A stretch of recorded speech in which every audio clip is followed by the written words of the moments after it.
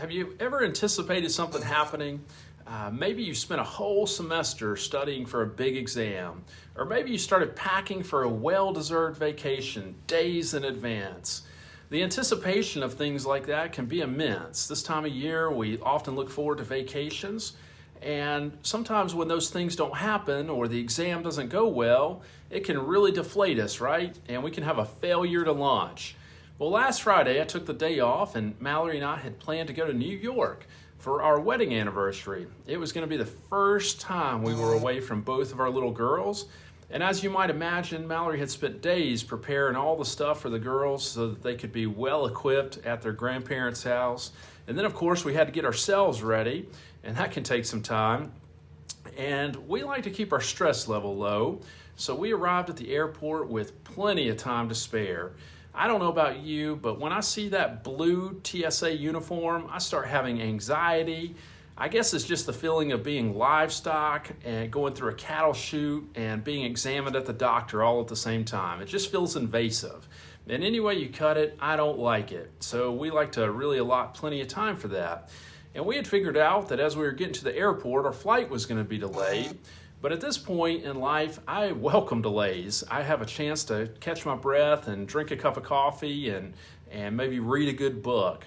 But then we were delayed more, and then we finally got on the plane, only to figure out that they had stopped all flights in and out of New York for the time being. So we sat there for about 2 hours on the plane. We'd paid for upgraded seats, and so it wasn't the worst situation in the world, but it could have been better.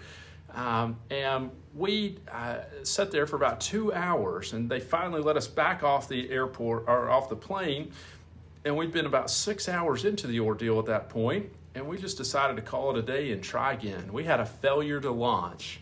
The economy has sort of had a failure to launch in that a lot of people thought coming out of the pandemic era that we were anticipating a hard landing, market commentators and economists would say. And if you recall, after the government sent out the economic impact payments, inflation shot up to levels we haven't seen in many years. The government, in essence, turned on the digital printing press and sent free money to many people. Like most things, though, it wasn't really free. When the government flooded the economy with new money, it devalued all of our currency in circulation. Therefore, our money bought less goods. A possible remedy to this issue is for the government to increase interest rates. And the idea is to make it harder for people like you and me to finance vehicles and homes or whatever else you can think to finance. The goal was to lower the demand for things that are financed, and as a result, this was to bring down the price of goods. Interest rates have hovered around 5% for a while now, and some commentators expected our economy to not be able to withstand higher interest rates. But it has, thank God, right?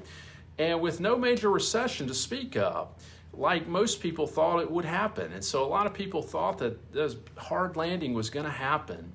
Now, inflation, though, is still persisting. The government states it's going down, but they don't factor in things like food and gas, and we all need those things. It's my view that the reason inflation has remained so high for so long despite high interest rates is because the government continues to spend like there's no tomorrow. Don't forget, the government is adding $1 trillion of debt to our national deficit every 100 days. For context, 1 trillion seconds ago would be 31,688 years ago. These numbers don't make sense, right? So the Federal Reserve met recently last week, and they are the board that determines if rates go up or down or stay the same. And they decided last week to leave rates unchanged. And the board is always vague, in my view, of what comes next for rates, so it's to be determined if rates are decreased later this year. Now, for many conservative investors, this rate environment right now feels like they've walked into a perfect situation because our rates we earn on cash are elevated. I'd like you to consider, though, whether the rate we're earning on cash is keeping ahead of real inflation. Of course, we said the government states inflation is going down, but most people I talk to tell me it's higher and it's going up. If we are earning less than real inflation, we may be losing our purchasing power. This is something to consider.